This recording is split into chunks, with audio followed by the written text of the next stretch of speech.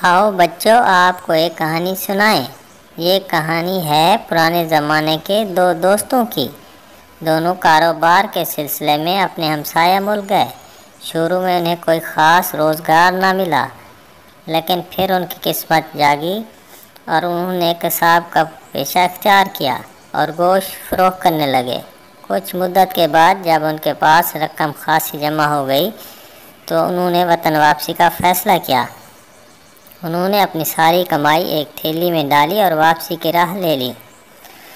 रास्ते में उन्होंने एक अंधे फ़कीर को सदा लगाते देखा, हाय मेरी किस्मत, आंखों की रोशनी भी गई और दौलत भी। काश मुझे एक बार फिर अपने हाथ पर रुपया रखने का मौका मिल जाए। वो बार बार यही अल्फाज दोहरा रहा था। वो दोनों बहुत रहमदिल थे। उन्होंने आपस में मशवरा किया और अपनी थैली फ़कीर के हाथ में थमा दी और कहा, लो भाई, तुम अपना दिल खुश कर लो। लेकिन फ़कीर की नीयत खोटी थी और वो मुकर गया और उसने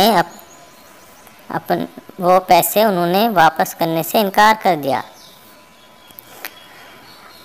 ये आपस में झगड़ने लगे। लोगों ने इन तीनों को पकड़कर बादशाह की खिदमत में पेश किया। बादशाह बहुत अक्लमंद था। उसने पहले फ़कीर और फिर दोनों आदमियों की कहानी सुनी। कुछ देर गौर करने के बाद उसने बड़ी सी कढ़ाई मंगवाई और हुक्म दिया कि इस कढ़ाई में पानी डालकर गर्म किया जाए।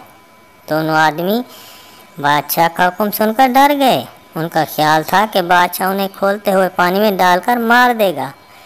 मौत के ख्याल से लर्ज़ गए। बादशाह की सख्त गिरी और इंसाफ पसंदी बहुत मशहूर थी। कढ़ाई में पानी उबलने लगा। बादशाह ने हुक्म दिया, थैली खोलकर सारे सिक्के पानी में डाल दो। बादशाह के हुक्म की तामील हुई और सारे सिक्के पानी में डाल दिए। बादशाह ने सबको कढ़ाई से दूर हट जाने का हुक्म दिया और ख़ुद कढ़ाई के पास जाकर पानी की सतह को गौर से देखने लगा।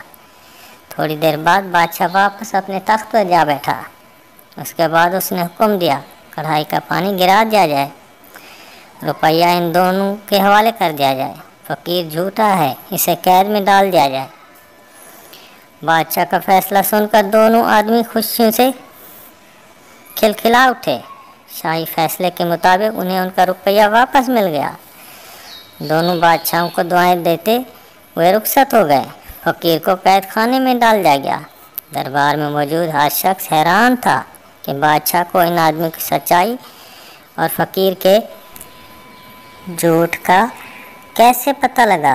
लोग ये बात जानने के लिए बेचैन थे।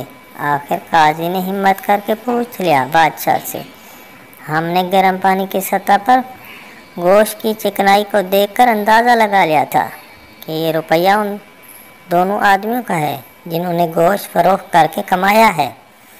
बादशाह की बात सुनकर दरबार में मौजूद हर शख्स बादशाह की दानाई और इंसाफ पसंदी पर आश्चर्य कर उठा। सच है, सांच को आँच नहीं। तो बच्चों, आपने इस कहानी से क्या सीखा कि आप भी हमेशा अपनी ज़िंदगी में सच बोलना है। सच ही में कामयाबी है। अल्लाह हाफ़िज़।